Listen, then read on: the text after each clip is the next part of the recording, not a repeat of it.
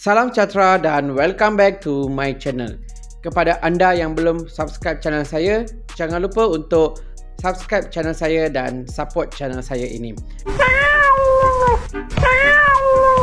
Okey, sebelum ni saya dah kongsikan info berkaitan tangkapan parti-parti melalui op sasar di beberapa negeri.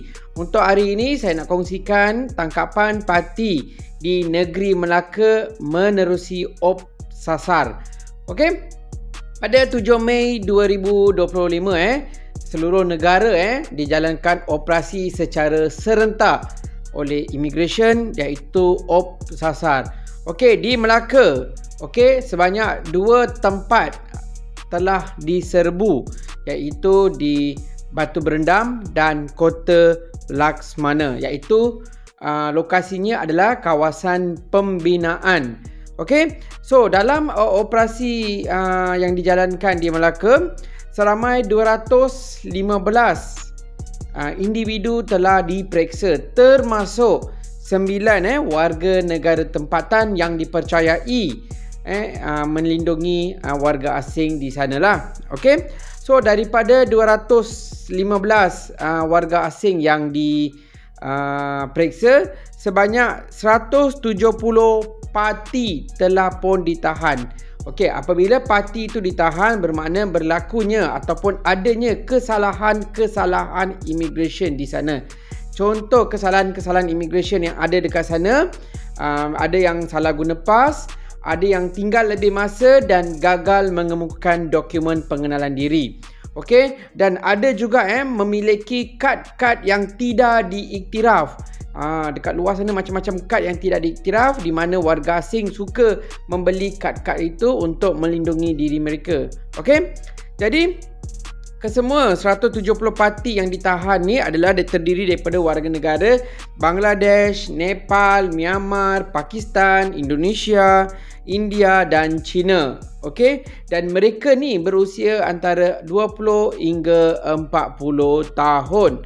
Okey, so kesalahan tu macam tadilah saya dah cakapkan apa kesalahan-kesalahan yang mereka lakukan, dan 2 saman kepada saksi telah dikeluarkan kepada majikan di tempat operasi berkenaan. Kan ada 2 tempat operasi, Batu Berendam dan Kota Laksmana.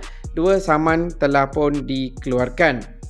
Okey, semasa operasi di lokasi kedua iaitu di Kota Laksmana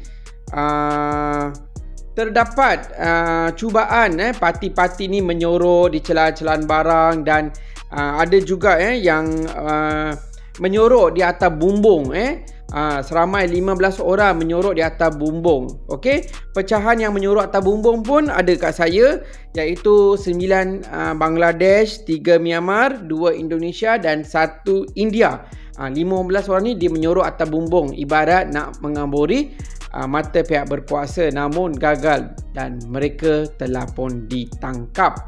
Okey, so kesemua mereka ni telah pun dihantar ke depot immigration Macap Bumbu. Ni tempat saya kerja dululah untuk tindakan lanjut untuk siasat lah, disiasat berkaitan kesalahan-kesalahan, dan pegawai penyiasat akan melakukan kesiasatan lah. So kepada parti-parti di Melaka, jangan duduk kosong. Okey, kalau duduk kosong nak balik, sila serah diri dan balik ke negara asal dengan segera. So kepada warga Melaka, sekiranya ada keberadaan parti atau warga asing yang diragui, boleh membuat aduan di bahagian penguatkuasa immigration negeri Melaka. Okey, so terima kasih kepada anda yang menonton video saya. Jangan lupa untuk kongsikan link video ini kepada kawan-kawan anda, dan yang paling penting jangan lupa untuk tekan butang subscribe di bawah ini. Terima kasih dan jumpa lagi.